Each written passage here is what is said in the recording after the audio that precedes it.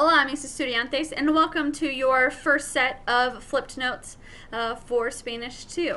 Now, it's really important in order for you to use this activity correctly, or you to complete this activity correctly, that you do a couple things. First of all, make sure that you have your notes page in front of you along with a writing utensil, and you are following along with me as I go through the notes, making sure that you are copying down anything that you need to.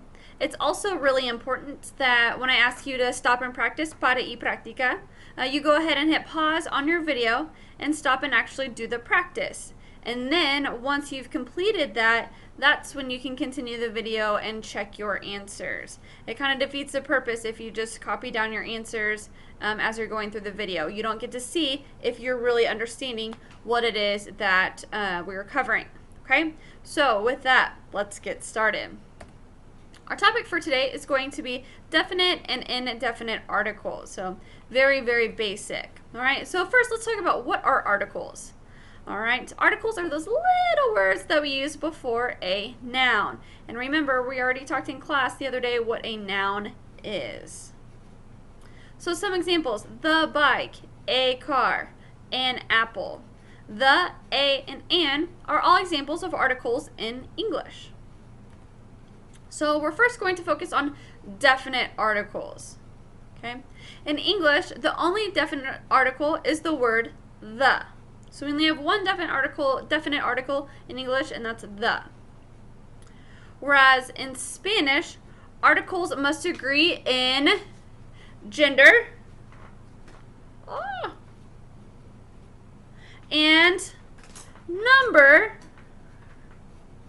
with the noun. So that means that there are 4 ways to say the in Spanish, and we must choose the correct one each time. So we've got masculine and feminine, and we've got singular and plural.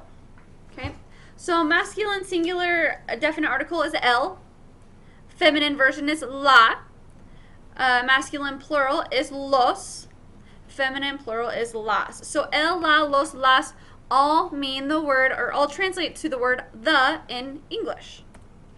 So here's your first opportunity to para y practica, stop and practice. So I would like for you to hit pause and tell me what the correct definite article would be for those 4 examples. Please do so now. Okay, let's see how you did. First of all, we've got los libros, we've got la biblioteca, we've got el lápiz, and we've got las manzanas. Now it's really important as we're going through and you're learning your vocabulary that you memorize if the word is masculine or feminine as you're learning your vocabulary, and you do so by looking at the noun and figuring out if it's el or la. And that's on your notes. Did I already say that? It's on your notes. All right, here we go. So remember, we must memorize the definite article when learning our new vocabulary so we know if the word is masculine or feminine.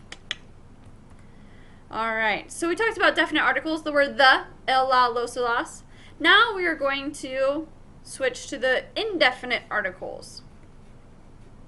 So in English, the indefinite articles are the words a, an, or some. In Spanish, again, they have to agree in gender and number. So our indefinite articles in Spanish are un, una, unos, and unas. Whereas un and una is singular, therefore it means a or an, and unos and unas mean some. Okay, so make sure that you're good with what those translate to in English. Okay, here's another opportunity for you to stop and practice. So I would like for you to choose the indefinite article for those 4 examples. Go ahead and hit pause now. All right, let's see how you did. We should have unos libros, and think about what does that translate to in English. We've got una biblioteca. we've got un lápiz.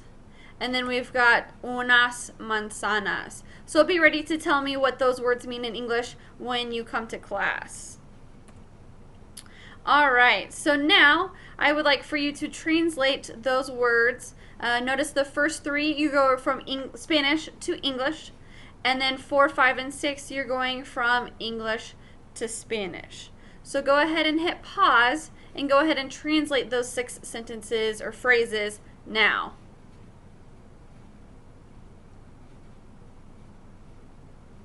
Alright, let's see how you did. Los perros means the dogs, like who let the dogs out. Una hamburguesa is a hamburger.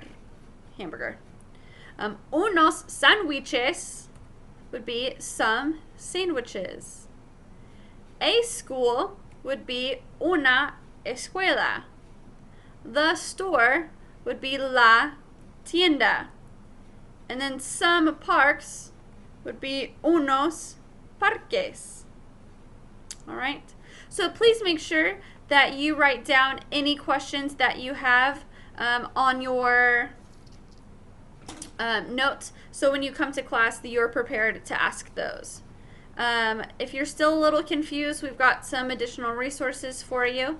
And then I would like for you on your notes to make sure that you answer those last 2 questions in English, so you can kind of wrap your brain about what it is that we talked about today. And I look forward to seeing you guys in class. Thanks.